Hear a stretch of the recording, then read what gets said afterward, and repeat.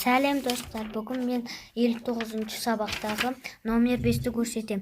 8 тонна 2 центілер, 8 тонна килограммға айналған кезде 8.000, ал соны 2 центілер 200 килограмм, мәні 8.200, ал екіншісінде, міне қараңыздар,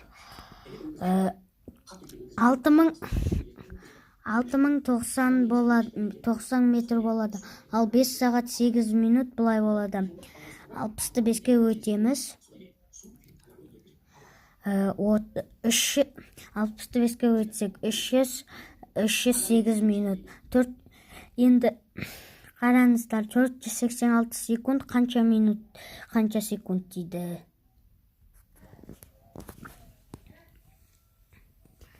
Оның мәні қазір күте тұрыңыздар. Или келесі видеода көрсетем ғой.